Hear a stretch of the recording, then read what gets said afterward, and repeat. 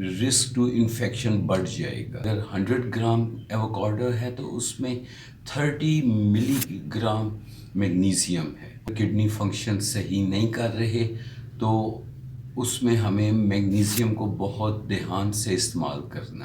گیبا receptors جو neuro transmitters ہیں دماغ میں جو اعصابی نظام کو سکون دینے کے لیے ہیں ان.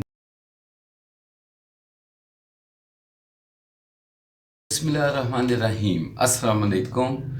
آج مجھ سے بہت سے دوستوں نے میگنیزیم کے بارے میں پوچھا ہے کہ میگنیزیم کیوں ضروری ہے اور اس کی امپورٹنس کیا ہے اور کیا صرف بچوں کو چاہیے یا بڑوں کو بھی چاہیے یا صرف بڑوں کے لیے ہی یہ ضروری ہے.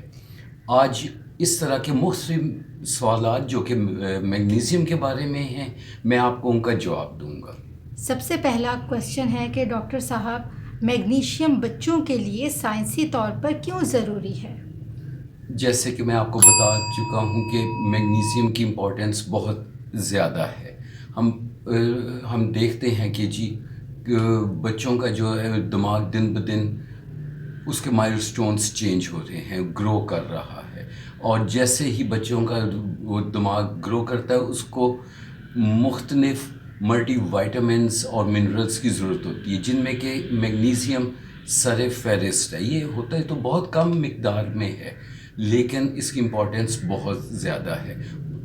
300 سے زیادہ جو انزائمیٹک ریئیکشنز ہو رہے ہوتے ہیں ان میں ایز اے یہ کو فیکٹر کا کام کرتا ہے. کچھ آپ بتانا چاہیں گے کہ یہ انرجی پروڈکشن میں کون سے ایسے پروسیسز کوئی آپ پوائنٹ آؤٹ کرنا چاہیں، کوئی ایسے انزائمیٹک ریئیکشنز پوائنٹ آؤٹ کرنا چاہیں جہاں پہ یہ کام کرتا ہے؟ کیونکہ میں ایکچولی ایک آرٹیکل پڑھ رہی تھی اس میں گلائکولسس کے حوالے سے بتایا گیا تھا تو مجھے تھا کہ گلائکولسس کے حوالے سے یا پھر کوئی کرب سائیکل کے حوالے سے کچھ آپ انفارمیشن دینا چاہیں گے؟ جی بالکل آپ صحیح کہہ رہی ہیں کہ یہ گلائکولسس کا جو پروسیس ہے اس میں بہت سے انزائمز ہیں جو گلائکولسس کے پروسیس میں ہیں. مثلاً کہ ہیکسوکائنیز، فاسفوفرکٹوکائنیز، پائروویٹ کائنیز، یہ ان انزائمز کے ساتھ میگنیزیم ایز اے کو فیکٹر مل کے گلائکولسس کے پروسیس کو ایکٹیویٹ کرتا ہے. آپ کوئی کرب سائیکل کے حوالے سے بھی کوئی ہمیں انفارمیشن دیں. جی میں آپ کو بتانا چاہتا ہوں کہ کرب سائیکل میں بھی ایسے انزائمز یہ مثلاً کہ الفا کیٹو گلوٹاریٹ ڈی ہائیڈروجینیز، خاص طور سے یہ انزائم میگنیزیم کو ایز اے کو فیکٹر یوز کرتا ہے. اور اے ٹی پی پروڈکشن میں یہ کیسے کام کرے؟ مائٹوکانڈریا کے اندر چونکہ ہمیں پتہ ہے کہ اے ٹی پی مائٹوکانڈریا میں ہے اور اس میں اے ٹی پی سنتھیٹیز ایسا انزائم ہے جو میگنیزیم کو ایز اے کو فیکٹر اپنے یوز کرتا ہے. اور جینیٹک مٹیریل کے بارے میں کچھ آپ انفارمیشن دینا چاہیں؟ یہ پروٹین سنتھسس میں اس کا رول ہے، یعنی کہ جو ڈی این اے اور آر این اے سنتھسس ہے اس میں پولیمریز، ٹوپو آئسومیریز اور ہیلیکیسس انزائمز کو میگنیزیم جو ہے یہ ایز اے کو فیکٹر یوز کرتے ہیں. اگر تو پروٹین سنتھسس میں یہ کام کر رہا ہے تو پھر کاربوہائیڈریٹ کے بارے میں آپ کی کیا رائے ہے؟ جی آپ نے صحیح کہا کہ یہ کاربوہائیڈریٹ جو ہیں ان میں جو انزائمز ہیں ان میں بھی میگنیزیم ایز اے کو فیکٹر کے یوز ہوتا ہے. اور کوئی اینٹی آکسیڈنٹ کے بارے میں بھی کوئی ایڈ کرنا چاہیں گے آپ؟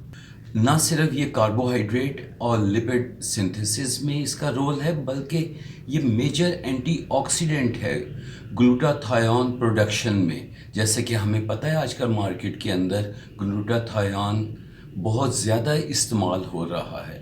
ایستھیٹکس کی دنیا میں گلوٹاتھیون کا ایک اپنا نام ہے تو اس کی پروڈکشن اور ایکٹیویشن میں بھی میگنیزیم کا بہت امپورٹنٹ رول ہے. ان شارٹ آپ کو یہ تھوڑا بریفلی بتانا چاہیں گے کہ یہ کس کس طریقے سے کام کرتا ہے؟ ان شارٹ میگنیزیم کی کمی کی وجہ سے ہم دیکھتے ہیں کہ انرجی پروڈکشن سلو ہو جائے گی اور اینٹی آکسیڈنٹ ڈیفینسز بھی کمزور ہو جاتے ہیں.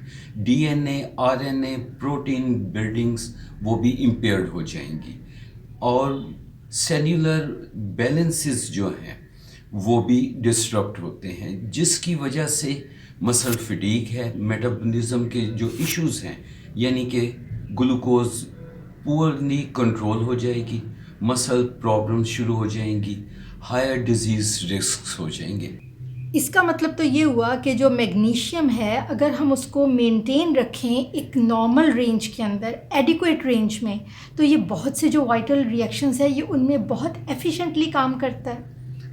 جی آپ نے صحیح کہا کہ میگنیزیم کا رول، جیسے کہ میں نے آپ کو بتایا ہے کہ یہ بہت امپورٹنٹ ہے باڈی کے مختلف میکانزمز کو کرنے کے لیے ایکٹیویٹ۔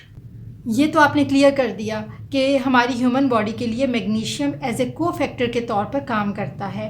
اب آپ تھوڑا سا یہ بھی بتائیں گے ناظرین کو کہ کون سے ایسے پھل ہیں جن کے اندر میگنیشیم کی اچھی مقدار پائی جاتی ہے؟ بہت سے ایسے پھل ہیں کہ جن میں میگنیزیم پایا جاتا ہے، اور میں آپ کو بتاتا چلوں کہ بنانا کو اگر ہم ایک میڈیم سائز بنانا لیں تو اس کے اندر 90 کیلوریز ہیں اور 30 ملی گرام میگنیزیم پایا جاتا ہے۔ ایووکاڈو ہم دیکھتے ہیں کہ اگر 100 گرام ایووکاڈو ہے تو اس میں 30 ملی گرام میگنیزیم ہے، اور کیلوریز تو 160 کیلوریز ہیں۔ اور ڈرائی فگس، خشک انجیر کو اگر ہم لیں تو 100 گرام کے اندر 70 ملی گرام میگنیزیم پایا جاتا ہے، جو کہ بہت اچھی کوانٹٹی ہے میگنیزیم کی، اور اس میں کیلوریز جو ہیں وہ 250 کیلوریز ہیں۔ کوئی ایسی ہیومن باڈی کی ڈیزیزز ہیں کہ جن میں میگنیشیم کا لیول ایک حد سے زیادہ ہو تو وہ نقصان دہ ہوگا؟ جی، کڈنی کی ڈیزیز ہے کہ اگر کڈنی فنکشن صحیح نہیں کر رہے تو اس میں ہمیں میگنیزیم کو بہت دھیان سے استعمال کرنا ہے، اور اگر ہمارا بلڈ گلوکوز لیول بھی اگر ہمارا نہیں ہے صحیح تو اس میں بھی ہمیں میگنیزیم کو بہت دھیان سے استعمال کرنا چاہیے۔ ہائپر میگنیسیمیا کے بارے میں آپ کچھ کہنا چاہتے ہیں؟ ڈیلی ڈوز میگنیزیم کی 400 ملی گرام ہے، اگر اس سے زیادہ کوانٹٹی بلڈ میں ہو جائے تو ہائپر میگنیسیمیا ہو جاتا ہے، جس کے چانسز بہت زیادہ ہیں، بڑھ جائیں گے، اور اسی لیے ہمیں میگنیزیم کے استعمال سے پہلے بلڈ میں میگنیزیم کا لیول پتہ ہونا چاہیے۔ اگر اس کی زیادتی ہو جائے تو معدے کے مسائل کے چانسز بڑھ جائیں گے، بلڈ پریشر کم ہو جائے گا، اور گردے فیل بھی ہو سکتے ہیں۔ ایک اور کویسچن ہے کہ میگنیشیم جو ہے وہ بچوں کے دماغ کی گروتھ میں کیسے ہیلپ کرتا ہے؟ یہ بچوں میں NMDA ریسیپٹرز کو ایکٹیویٹ کرنے میں مدد دیتا ہے، جس سے میموری اور لرننگ امپروو ہوتی ہے۔ کیا میگنیشیم اور نیند کا بھی کوئی سائنٹیفک پروف ہے کہ یہ ایک دوسرے سے ریلیٹ کرتے ہیں؟ جی، تحقیق سے پتہ چلا ہے کہ میگنیزیم کا استعمال گیبا ریسیپٹرز کو ایکٹیویٹ کرنے میں بہت فائدہ دیتا ہے۔ جن افراد میں یا بچوں میں میگنیزیم کی کمی دیکھی گئی ہے، ریسرچ سے پتہ چلا ہے کہ ان میں نیند کے مسائل بہت زیادہ پائے گئے ہیں، اسی لیے میگنیزیم کا ہونا نیند کے لیے بہت ضروری ہے۔